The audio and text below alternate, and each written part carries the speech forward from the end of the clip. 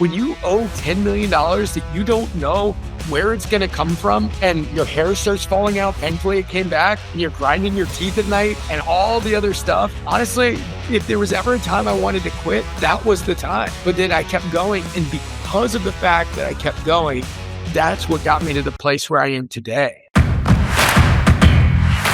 Hello, everyone. This is Yuri with iSpeedtoLead. And today I have a very special interview with Chris and Dominic, who are not only closing a bunch of deals with Novation deals, creative, and all the things that you guys are aware about, but also they are the largest closers of listing deals. So we're excited to talk to them about their path, how it all started, and how they actually can give you some suggestions to elevate your business to the new heights. Chris, Dominic, nice to have you. How's it going? Yeah, excited to be here. Thanks for having us. Do you mind sharing a little bit more about your story? How did it all start? I know you do both listing, you do both like investing, and that's one of the big topics I want to ask you, especially for any maybe agents who are watching us and maybe thinking about getting into investing. But how did it all start? Yeah, I'll give you the quick history of Redux. Once we get into the nitty gritty and the pieces of actually implementing, I feel like Dominic's probably one of the best in the world at that, and look forward to having him share. So here's some of the history of Redux. For me personally, I grew up here in the DMV area, right outside DC. I was on staff with an organization called Young Life in the early 2000s. I loved it, changed my life. But I made like $25,000 a year, and when my wife got pregnant, I knew I needed to do something, and so I flipped some houses and made 12 times what I made in a year in about 4 months. And it was awesome, and continued doing ministry stuff. And then I guess as I had more kids, I've got 6 kids now, which it took a while to figure out what caused that. But once I did, now I can kind of stop that. But, money just started running out. Right. And so I took on all these odd jobs. Like, I could tell you so many crazy jobs that I took on just to make ends meet. And then I thought, why don't I go back to flipping houses? Got back into flipping houses. And at the time, everything was underwater around here, the way that for the people that I was looking to buy from. I ended up getting my real estate license because we started flipping short sales. The problem is I had a lot of success really quickly. Then I scaled like crazy. And then almost overnight, I owed about $10 million on development deals, and I had no way to pay that $10 million because all the development deals were taking way too long. I realized that selling some of these like deals that we were doing where people wanted to sell, but like maybe they didn't want the price that we were willing to offer, we could list them, and it was a source of quick cash. And that was honestly the start of Redux, right? Was, listing some of those properties just to like not go bankrupt. And that's the interesting thing. I think that's where a lot of great things are born, think about babies, right? Like through the pain of childbirth, something awesome comes from it. And so that was where Redux came from. And so we started building on that model of the cash offer and listing a lot of those properties and cherry picking some of the best, right? Like where we were flipping or whatever the best. I didn't even know what wholesaling and novations were until years later, but like we were doing a lot of that stuff. And frankly, by going after these deals and learning how to convert them at a high level, we were able to grow really quickly. And what we learned was it was kind of special to what we were doing because we have so many friends that are investors that have all tried to convert their cash offers, but they've struggled because they don't know how to talk to these sellers. They raise their hand because they want a quick, easy, convenient cash offer. Then people are like, hey, I'm a real estate agent. I can sell it for you. And it's like if you were to go in and trade in your car at like CarMax and they said, hey, we can't give you retail value for it, but we could sell it for you on cars.com or Auto Trader. Like the people are like, no, we don't want it, which is why nationwide it hasn't worked very well. And we then implemented that into our business. And that's what's given us the ability to close almost 2 houses a day, over the last few years, just because of that method that we've implemented in our business. You started initially as investors, so which is kind of interesting. I didn't know that. So, and after that, you implemented another exit strategy, how to close deals. Did you start with a particular region Did you expand? Like, where do you guys operate right now? We started in the DC area. I'm in Northern Virginia, so started in Fairfax and then added and then DC. And now we go down to Richmond, Virginia, Virginia Beach, up to Delaware, into Philadelphia. And I think we now have some folks operating in North Carolina as well, right across the Virginia borders. Oh, and West Virginia. So we've been, slowly but surely expanding here on the East Coast. Okay. And my understanding that you also guys have a pretty large brokerage. Is that correct? How many agents you have under your team right now? Dominic, I think last I heard was 83. Is that right? Somewhere in that? Sounds about right. Yeah. Range. Yeah. So we're part of eXp Realty, which, is really cool. And honestly, if anybody's getting a license, the cool thing with eXp is like you really partner with other people. So I would love to have a conversation with anybody if you're looking to do what we do here on the agent side and can share how we all partner together with other people that are like-minded on that. Then we grew our team, the Redux group, just above 80 agents right now. Awesome. So when we talk about your agent side of team, like are all of them also trained on how to do cash offer things and all that type of stuff? Or is it divided team that you have like a group who is calling about cash offer, maybe doing creative, and if they cannot close, they will pass the ball to agents? How does that go? No, it's a small group. Dom, how many people do we have that have been certified? Yeah, it's probably close to only 15 of them or so. So a smaller portion, kind of divide and conquer for sure. Okay. So let's imagine you guys get a lead, right? So you get a lead. It's cash offer generated lead. So what is your typical sales process for the lead? Do you go with cash offer first, screen, you analyze, how does this whole process go? Is it a couple of calls? Is it one call? And you just run this whole process? How does it go? Yeah, happy to walk you through it. Really great question. I think a lot of people are not doing quite the intensity that we are, but I think we found that we need to really focus and have a procedural whole system around this. And the first stop is inside sales. So we have a pretty robust inside sales team. So the first stop is there, and speed. I mean, as it relates to the name of your company, iSpeedtoLead is really important. We try to get in contact with them as soon as possible, ideally within the first 5, 10, 15 minutes of receiving a lead. A lot of people look past this and say, I've got a Zillow lead. I've got a lead from this company. I'll follow up tomorrow. I'm busy right now. We work 7 days a week. We work evening. We work weekends. We work, all times. And that's to serve our clients in the best way possible. And the first stop, is inside sales. So they're going to get a ton of calls from us. They may not love it, but it's for their best interest. They are coming in with a question, and we want to come in, understand their situation, and getting them the best solution. So they're going to get a ton of calls, texts, emails from us right out of the gate. And we're going to do that to serve them in the best way possible, to then allocate them to, as you were mentioning earlier, to the best allocated agent that serves their area in the best way, that knows their local market, that can serve them best, that can run the best comps to see Chris's point. Does Chris want to buy this? Is this something we want to pursue? Do we want to list it? What's best in their best interest for us to pursue? So really, at the end of the day, they could get many, many, many calls, in that first week. And we've had ones where people call us and actually answer on the 70th call. And we're like, Chris is finally ready to sell. I'm like, Chris, where have you been? I've called you 69 times before this. So, but it's okay. And we'll get them one way or another. A lot of persistence, I'd say, Yuri. Awesome. So, in terms of the process, let's imagine it's a lead, you call them, so they pick up, hey, my understanding, I'll just do a little role play for that sake of this thing, but I would say my understanding, you're interested in cash offer on your house. Is that correct? Or you sold it? Yes, no. Okay. Or you would line up all options and decide with the seller, what might be the best option for them. I think to your point, qualification absolutely has to happen. It's definitely not just connecting dots. Inside sales is really trained. Our team is really robust. The systems are around the qualification. And typically I always relay this. There's lots of LP Mama, whatever it is, ALMs with Zillow. But we use BANT. So what that stands for is budget, authority, need, and timeline. And that's like the staple foundation, like simple form of qualification that we could possibly have. And that's to just get what does Chris want for his property? Chris, the only decision maker. The need is a little more gray area in that I want to know the why and the what. Okay, I mentioned, all right, we're having some more kids. We need a bigger home for Chris. Okay, so that's the why. What is the what? The what is we need a 4-bedroom home. We need a 5-bedroom home. We need to sell for X amount of dollars. We need to sell by X time, right? And the T is that timeline. So really, those are the standards that we need before we even kick it over to an investor agent or an agent capacity for a second part of that conversation. So there's very thorough qualification, Yuri. Let's imagine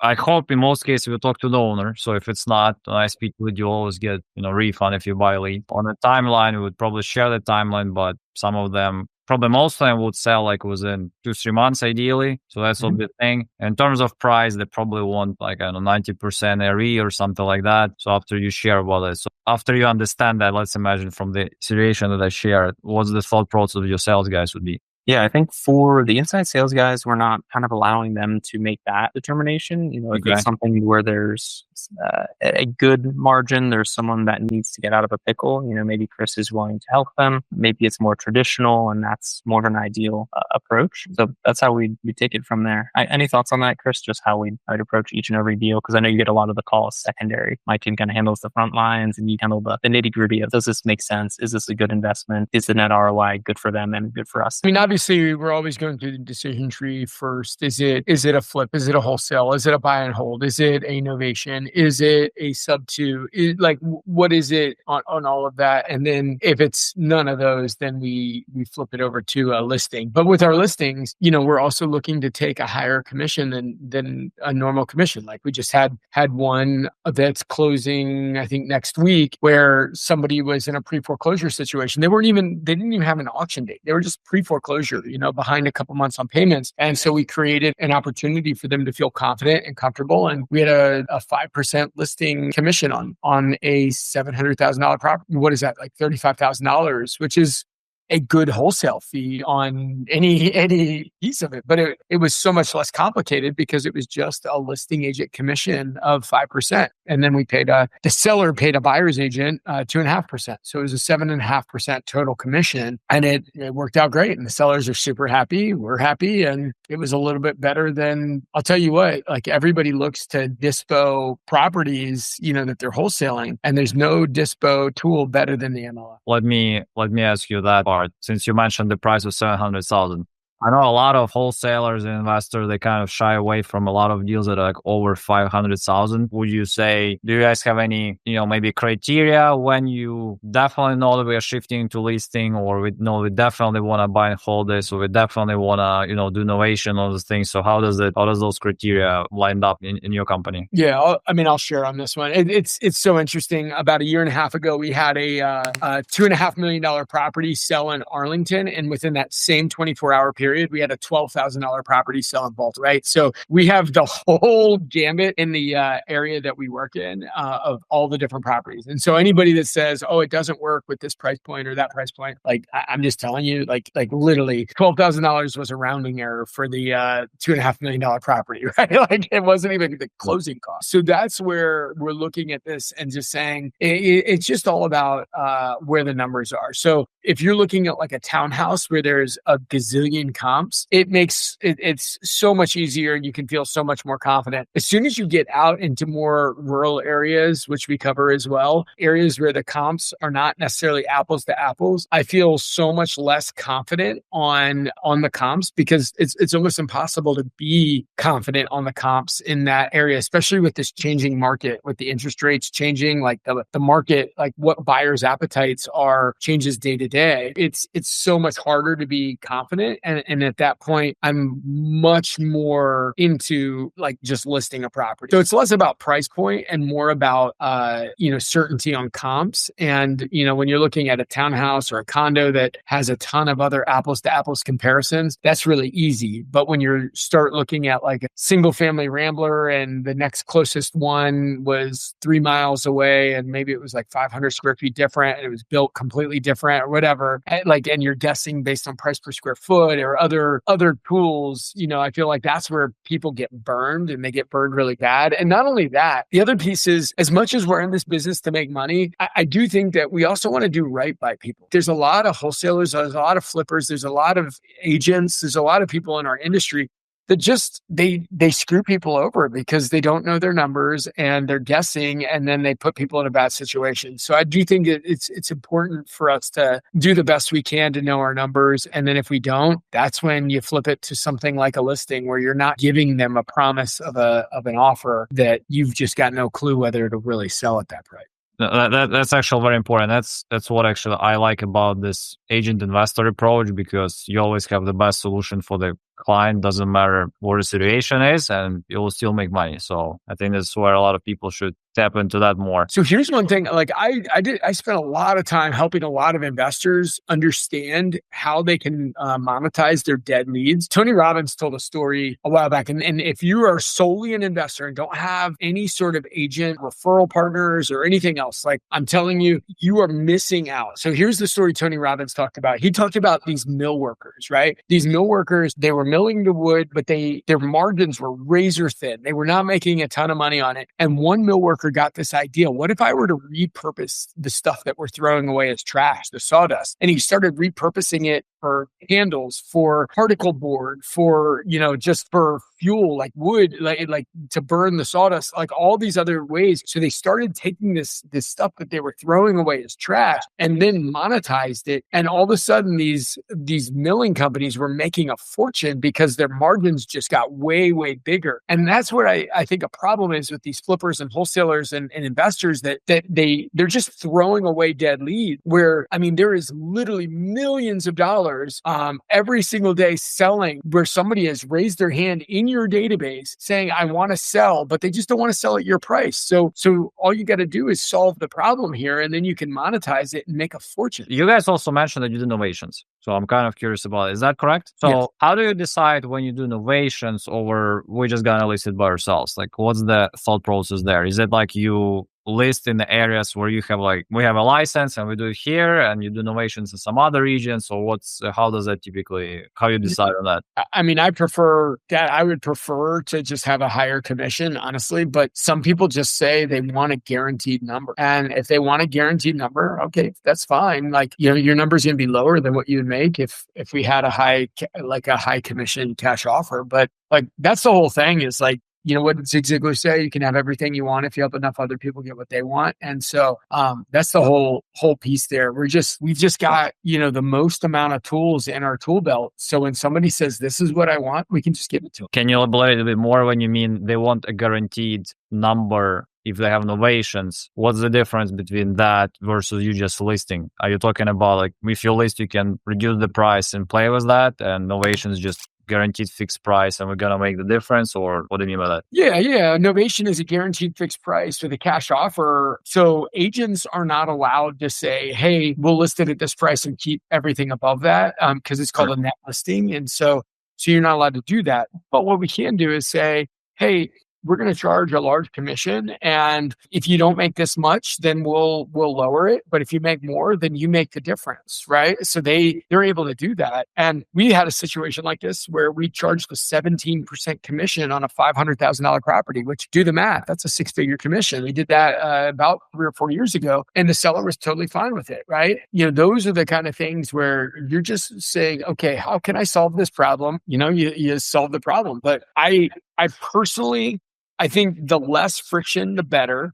And so I prefer commission on all of these deals. If possible, to have a larger commission. If it needs to be a novation, then because they want to have a number guaranteed, then that's fine. We can give them the number. Question to Dominic. What would you say is, when we talk about, in terms of your metrics internally that you track for your team, what would you say is the most impressive metric to the audience? Like, let's say one metric that like really stands out. You mentioned like persistence. You mentioned like we do a lot of calls, we do a lot of texts, we put a lot of effort. But what would you say, like, one metric that really stands out to your team, maybe based on your experience working in other companies and knowing maybe some industry things? Great question. I think got to be appointment set. So, before that, if I had to qualify a second most important one, it's just your outbound outreach. Prospecting is the lifeblood of your business. I think I mentioned this on this morning's call, Chris, right? Like, you have to put in the work, and my ISA team grinds. But what they're doing is they're grinding. And then once they're getting people on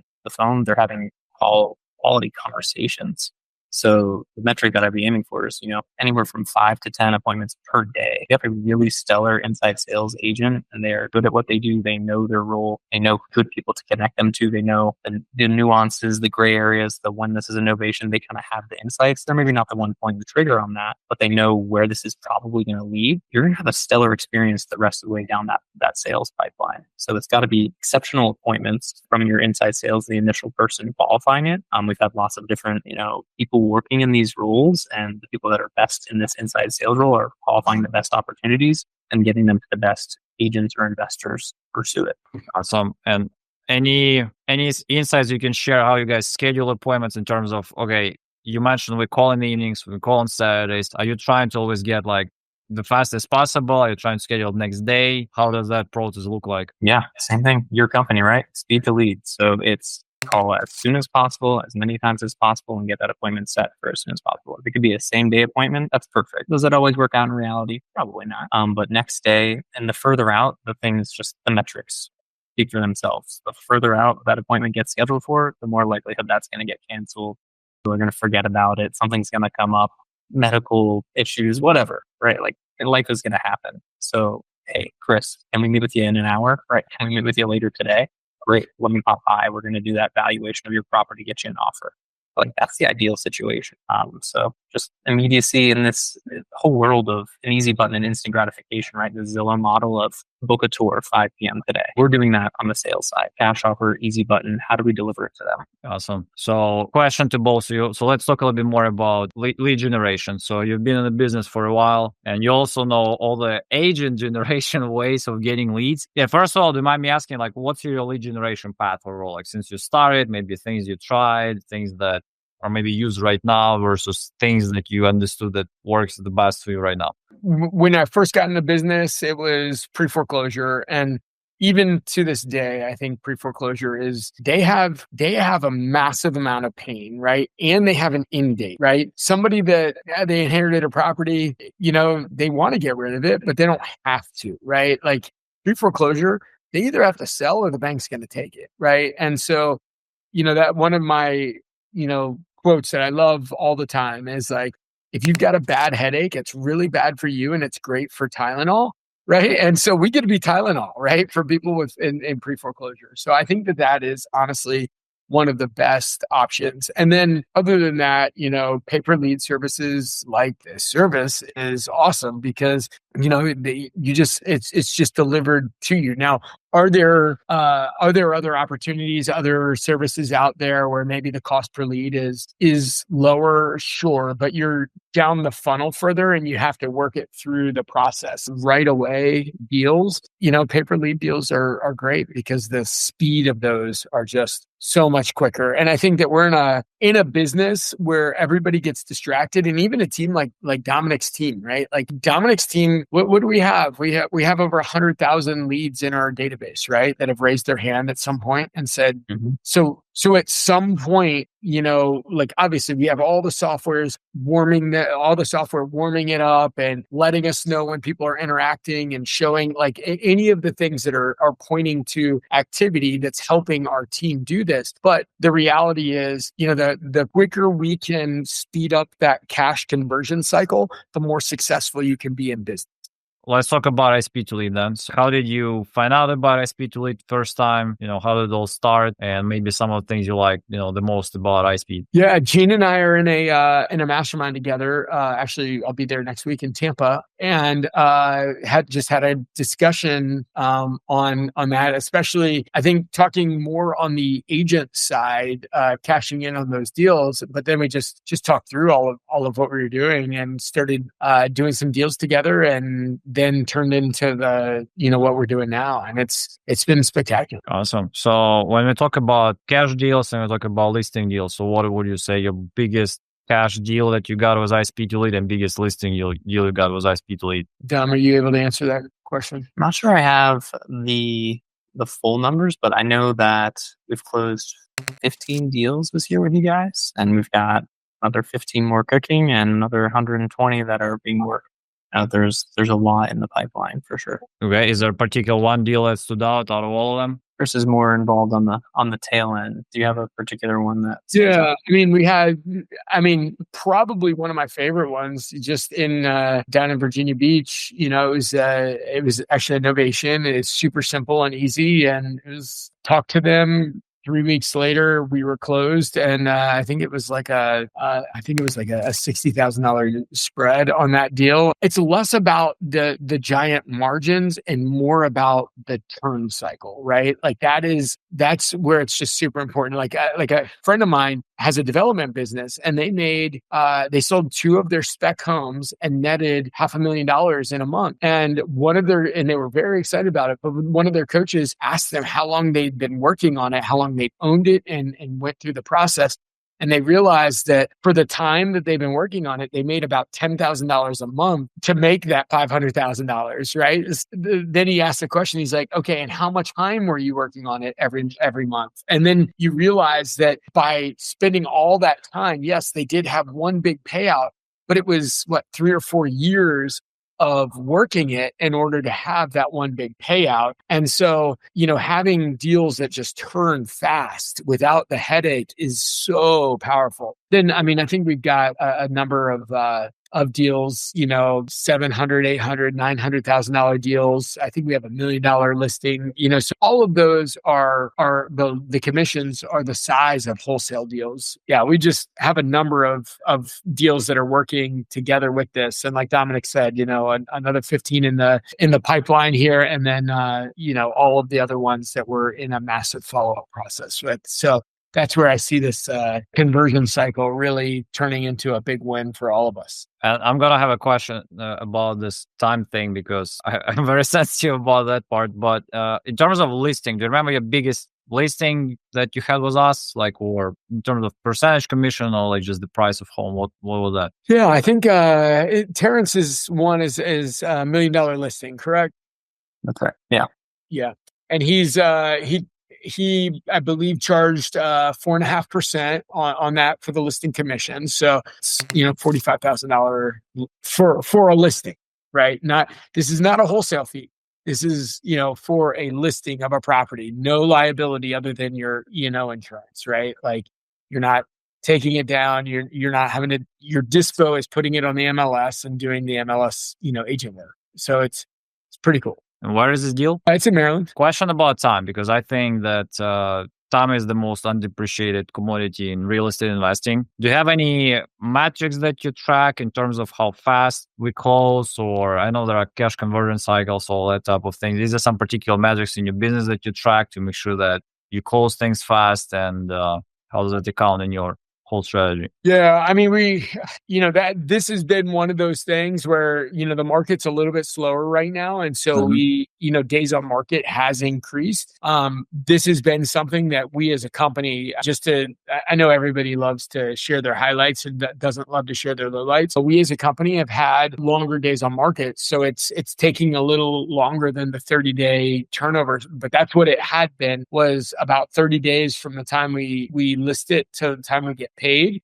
So we're looking at a pretty quick cash conversion cycle. It's gone up a little bit further since then. So that's where what we're working through right now, especially as the market's a little slower. Although this morning we just had a conversation, and this is important for everybody, about where interest rates are going. And it looks like interest rates are continuing to come down. And there's talk that after Jerome Powell is out, the new chairman of the Fed will likely be somebody that Trump brings in, who is, will likely be in favor of very low interest rates and lowering interest rates, which would, again, massively speed up the real estate conversion cycle. Be something that will make all of the prices go up, give us, really good, years to come in real estate. Awesome. So let me ask you that. This will be my last 2 questions. I typically ask it as 1 question, but I'll ask you 2 questions.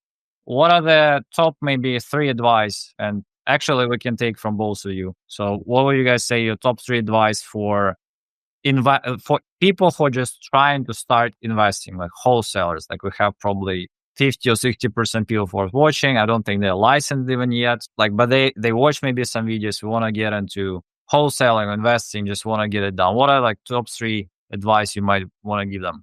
Dominic, yeah, I think I mentioned it earlier. You need to perfect your craft in effective communication in a short, you have to know your role plays. You need to understand the market, and you need to be able to speak to it effectively and develop trust in a short period of time. So having either an effective inside sales team, or if you're that inside sales person because you're just starting out, you need to do that effectively. So you need to practice and you need to know it better than the person on the other line, right?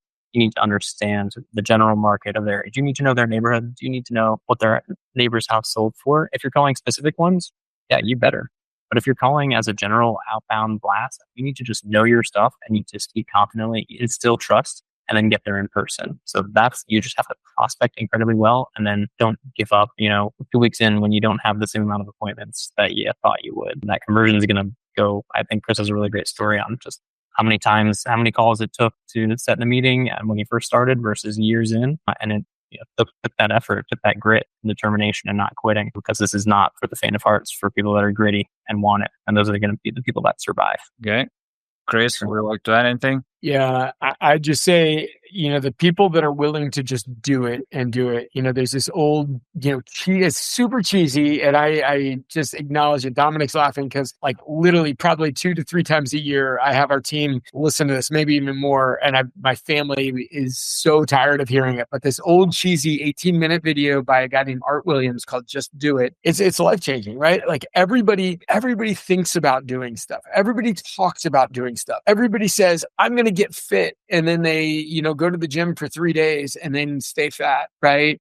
Or I'm going to, whatever it is, there's that small percentage of people that even when it's hard, even when they feel like giving up, they keep going. If you want to get fit, it's not rocket science. Eat less and work out longer and work out more, right? Go to the gym, more. But the problem is after about 2 weeks or 3 weeks, people don't see the progress that they wanted to see. And then they quit and say, oh, I guess it's just not working. Or, they lack motivation. The reality is it's true for anything that you do in life. Everybody wants to be the beast. Nobody wants to do what the beast does, right? The beast works out. The beast makes their calls. The beast follows up. The beast keeps going and going and going. And everybody hears the people on stage. Everybody hears the people on the podcast. Everybody hears the people that make all this money and crush it, but they're not willing to pay the price that these people have paid, right? And the reality is, I shared a little bit of the story about Redux, but can I tell you, when you owe $10 million that you don't know where it's going to come from and your hair starts falling out, thankfully it came back, and you're grinding your teeth at night and all the other stuff. Honestly, if there was ever a time I wanted to quit, that was the time. But then I kept going. And because of the fact that I kept going, that's what got me to the place where I am today. And I wouldn't, as much as that was hard, the hardest thing I've ever gone through in my entire life, I wouldn't trade it for anything, because it made me the man I am today. Awesome. So when we talk about, let's say, agent side, so new agents, any advice for them? Obviously it's about the work. How you balance this being an agent, maybe getting into investing side? I've got a lot of thoughts, Dominic. I'd love if you wouldn't mind tackling it from you see their follow-up boss, which is the CRM we use. You see their numbers. Do you mind just talking through what you've seen about the agents that find a way to succeed versus the ones that wash out? Yeah. And it still comes back to prospecting. The ones that do what Chris asked, and we're talking about having a minimum of 10 2-minute conversations, and 2 minutes being you're having a quality conversation. This isn't a, hey, Yuri, do you want to sell? No. Okay. Hang up. That's not a conversation. That's not a two-way conversion of information, really getting to know you, developing rapport, developing a relationship at the end of the day. So the ones that are successful, take heed to that advice, make the calls. And there's another degree of knowing your stuff. You can't just make your calls and not know your stuff, right? And I think the ones that are successful, especially looking at inside sales, they make 300, 400, 500 calls a day. The agents that are new, that take that same advice, that pretend that they're inside sales agents, they make 200, 300, 400 calls a day, or don't stop until this 300, 400, that's arbitrary. The end goal is you need to be setting yourself a couple appointments a day. So they need to be getting out there, showing homes, doing all those other things. The person that starts to get distracted, and this is my advice, they start to get distracted with, oh, I want to do social media. I want to do this door knocking thing. I want to meet up at racquetball and, try and sell my business. You just need to pick up the phone. That's it. You need to pick up the phone. You need to effectively communicate, and don't stop until you're setting these appointments. And you're going to fail, and you're going to fail hard, but it's going to be like that for 30, 45 days. And then you're going to be I've already had this conversation before. I know where this is going. I've had the percentage, the market conditions. I've had I'll call you back next week. I've had let me talk to my wife conversation. I've had it all, right? I already know every single response the person is going to give me before I give it. So I already know how to interact with that. Just person in a cage, fighting. They know where they're blocking and tackling. They know what the next move is. So it's very simple. They need to make the calls, and they need to be persistent about it. They need to take heed and join a really good group. what Chris does and what the Redux group does really well is education, training, and like that oversight. If they need help, they lean on us. They ask Chris for guidance on how to build, how to grow, and strategic partnerships. And then me on how to stay dedicated, heads, blinders, keep them in the same lane, what to do next, where to focus, because we know how to develop and grow groups like that. Awesome. I would throw this out. And it's not always like this, but people that have been high level musicians, high level athletes, even if it was only in high school, but very, very high level in high school, but high school, college, professional, any of that, like a lot of times you see that it translates well because they understand that putting in the hours and grinding when you get no glory whatsoever translates to winning on Sunday. Or if you're a wrestler, we like 6 minutes of absolute, but like all the time in that dark, dingy room to be able to put their hand up at the end of 6 minutes, whatever, they're willing to put in the time because they know that all that time equals a great end result. And a lot of times people aren't willing to push through the hard, push through the suck, in order to get there. And, one of the things I loved about what Dominic has seen is like with the inside sales team, his team, each of the people on his team sets between 3 and 5 appointments a day, right? That's what they do. But what he told us was when they start, it usually takes about 45 days of doing it full time before they get to that place where they're setting between 3 and 5 a day. And if you're not in a culture, in an environment where they're going to keep pushing you when you feel like quitting after you've been doing it for 20 days and you still suck, keep going that, okay, 20 days you suck, 25 days you still suck, 30 days you're getting okay, but you're not great, 40 days, okay, 45 days, now it's finally clicking. Most people are not willing to keep going for 45 days. And so that would be my advice. And also get into a group, some culture that'll push you. And one of the things that I also have heard is that like most VCs don't like investing in companies that don't have more than one partner because usually it's hard for one person alone to keep going because business is hard. It's really hard. You guys you mentioned you have like 100,000 leads or whatever is the number who raise their hands and other things. So when we talk about agents, I know agents have different ways of getting initial leads. Like either I think XP provides some leads. I think like every brokerage has some type of leads. Is that correct or not? This first question. And second, what would you say is like main difference between those leads they get and leads that you can get on iSpeedtoLead? I mean, I think there's a lot of different providers, but iSpeedtoLead, those leads are they're active. They're going to convert. You're going to have ones that, maybe are not ready at the current moment, but they need some nurturing. But you guys know how to identify them. I don't know what's in your algorithm and your secret sauce. I don't know. I'm not asking you to spill it now, but it's working for you. And other people just don't have that quite algorithm locked down. And other providers, Chris, I don't even know if I told you this. We've got like 2 other service providers that are just not, cutting it. They're not looking at our ROI. They're not making it worth our while. And you guys do. I think you're alluding to I'm not sure how it relates to which agents are going to take them. But when we talk about like agent capacities, like agents we want them to be focused on closest to the money and where to win. And so if my team is allocating the right leads to the right people at the right time, based on their capacity, based on their talent level, they're going to convert them. And we make sure that they're limited in their capacity of leads as well, so that they're focused on ones that they can win with. That's what we do. Closest to the money. We've got a ton of different lead source providers, but iSpeed's at the top. You guys are great. Share your kind feedback. And you mentioned the 2 other providers. I don't need names, but what would you say was the primary issue with them that you don't have with us? Is it pickup rate? Is it just converting itself? Is it what was that? I think it's turnover time, time per deal and time in the deal and just the churn cycle. Like a lot of them are like, hey, they're at the beginning and they're like 2027 people, or I'm late 2026 people. And I'm like, fine, I know that they're going to be in our cold and nurtures and they'll be followed up with, but I want iSpeedtoLead, hot leads. What can I get to Chris right now that he wants to invest in? I want to make sure I'm focused on those leads, not as much the ones that are not closest to the money that they've been nurtured for a while. Like, who can I get to my best closers today to get earn the visit and be close to that check and make sure we can serve them well. Awesome. And last question before I let you go, and I appreciate all your insights. How was your experience with Anna in our GV program? So what would you say like the most about it? Yeah, I mean, you guys have a great community. She's keeping us engaged. She often kind of just make sure we're being promoted. make sure we're encouraging collaboration, which is really great. Acknowledgement of the hard work that we're doing. We don't need the acknowledgement, but it's really nice to hear when we're doing a good job, and how you guys encourage how we should be connecting with each other too, like learning from Chris, seeing how he's grown his business, seeing all the partnerships he has to grow this business, and how we even got connected with you in the first place, right? And we've met people in the community too. So we're going to continue to grow and learn and expand. I think that's it. That's our goal. And you guys plans to launch your own coaching programs or some program that will allow more people to partner with you? I've had a couple coaching programs open. It's tough. Our business has been growing like crazy and requires a lot of time. And in order to scale and grow the way that we want to, and we have been, we've been growing like crazy. So it's been great. But yeah, teaching people how to do what we do, converting the dead leads. I think that's what we do better than anybody in the world. And I think that's here on the horizon for us to reopen that side of the business and,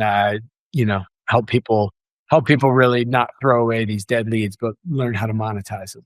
I think a lot of people would contribute. And actually, that's a really good sign that you didn't have time to teach people because you had so many deals. That's exactly people who need to actually coach people, not people who have a lot of time to coach and maybe don't spend a lot of time on actually doing things, closing deals, and actually showing it's working. That's why I'm asking. And we'll look forward for you to put some program. I know you had some programs before, but I think that you being out there, teaching more agents, this investor world and investors, the agent world, and finding the best solution for sellers. I think that would be a great program. I'm looking forward to see that. And any last words before I let you go? Yeah, you find me on Instagram, old cheesy high school nickname that I need to change. It's at Cradrock, CRADDROCK. I have a podcast for more for agents who want to be investors as well and work on the more agent investor versus the investor agent side. It's called Uncommon Real Estate. And honestly, if you want to connect with me, you send me a DM through Instagram. I'd be happy to help. And the links to connect with Chris will be in our description. It was nice to see you both. Thank you for working with iSpeedtoLead and looking forward to close more deals. Pleasure. Thanks, Yuri.